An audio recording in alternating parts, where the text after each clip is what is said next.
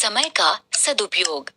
समय का सदुपयोग जो करता है उसी व्यक्ति को समय के साथ अच्छे परिणाम मिलते हैं।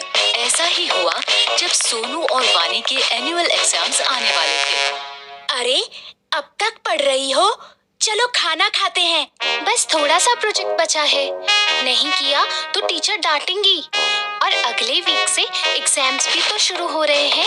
वानी बहुत ही मेहनती और समय का सदुपयोग करने वाली बच्ची थी, जबकि उसका भाई सोनू बहुत ही लापरवाह और शैतान बच्चा था। हर काम कल पर टालता था। तुम्हारा प्रोजेक्ट हो गया? अभी से प्रोजेक्ट? वो तो 6th पीरियड में देना है। अभी भी 2 पीरियड बचे हैं। मैं झट से कर लूंगा। अब जल्दी आओ, भूख लगी है और खेलना भी है। अरे सुनो, रुको, नहीं करोगे तो टीचर डांटेंगी। सोनू और वानी के मम्मी पापा हमेशा सोनू को वानी का उदाहरण देकर समझाते थे। देखो सोनू बेटा, अब तुम बड़े हो गए हो। खेल के साथ साथ तुम्हें अपनी पढ़ाई पर भी ध्यान देना चाहिए। हाँ मम्मी, कल से पक्का। सोनू, समय का सदुपयोग करना अपनी बहन से सीखो। देखो, समय से पढ़ती है, समय से खेलती है, आज का काम कल पर कभी नहीं टालती। आप देखना, मैं भी कल से पक्का ऐसा ही करूँगा। अभी जाऊँ खेलने प्लीज। सोनू की लापरवाही दिन पर दिन बढ़ती ही जा रही थी और आखिरकार एग्जाम्स के दिन भी नजदीक आ ही गए। सोनू वानी की परीक्षा में अब केवल 2 दिन बाकी थे। बच्चों, अगले सोमवार से तो तुम दोनों की परीक्षाएं शुरू हो रही है ना? खूब मन लगाकर पढ़ो और अच्छे से परीक्षा दो।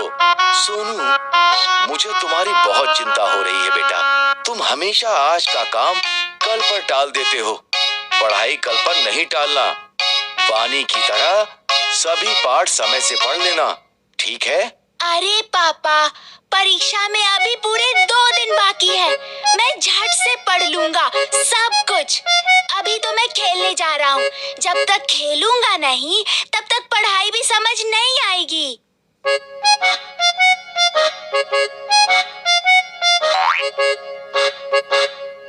अरे वानी, देखो ना, कितना सुहाना मौसम हो रहा है। आओ ना, थोड़ी देर खेल लेते हैं। पढ़ाई तो बाद में भी कर सकते हैं, झट से सब हो जाएगा। हाँ, मौसम तो सुहाना है, लेकिन मुझे मेरा पाठ पूरा करना है। कल परीक्षा है। इस मौसम में तो खेलने का मजा ही कुछ और है। तुम पढ़ती रहो, मैं तो चला खेलने।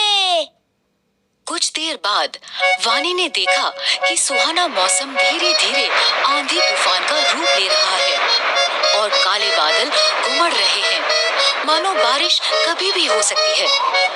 बारिश का मौसम देख वानी को चिंता होने लगी कि अगर बारिश आ गई तो उसका पाठ कैसे पूरा होगा, क्योंकि बारिशों में अक्सर घर की बिजली कट जाती है। उसने सोनू को आवाज दी। सोनू, सोनू सुनो, मौसम देख के लगता है बारिश होने वाली है। शायद रात को बिजली भी कट जाए। खेलना छोड़ो और आकर अपना पाठ पूरा कर लो, वरना कल परीक्षा में क्या लिखोगे? चिंता मत करो वानी, अभी तो दोपहर ही हो रही है। रात को बैठकर मैं फटाफट सब खत्म कर लूंगा। बिजली नहीं जाएगी, बल्कि बारिश के बाद पढ़ने में और मजा आएगा।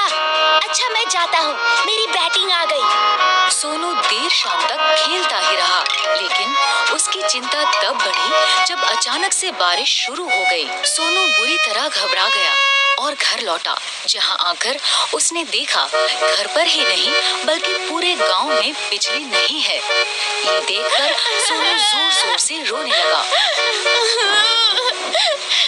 कल परीक्षा में मेरा क्या होगा? मैंने तो एक पाठ भी नहीं पढ़ा और अब तो बिजली भी नहीं है। मैं तो फेल हो जाऊंगा। मैंने कहा था ना, अपना पाठ समय से पढ़ लो। मैंने तुम्हें 1 हफ्ते पहले ही कह दिया था कि समय पर पढ़ाई कर लेना, लेकिन तुम्हें कभी कुछ समझ में नहीं आता। अब भोगो। सॉरी पापा, अब मैं क्या करूं? काश मैंने सही समय पर ही अपने पाठ पढ़ लिए होते। उसे समझ आ गया था कि उसकी लापरवाही के कारण पास अब पढ़ने का समय बचा ही नहीं। रोने से अब कुछ नहीं होगा। अब समझ आया कि सब तुम्हें क्यों समझाते थे। अब रोना बंद करो और चलो मेरे साथ। मैंने अपनी पढ़ाई समय पर ही पूरी कर ली थी। मैं तुम्हें सारा पाठ समझा दूंगी और याद भी करवा दूंगी। चलो। अगले दिन दोनों बच्चे खुशी खुशी परीक्षा देने गए।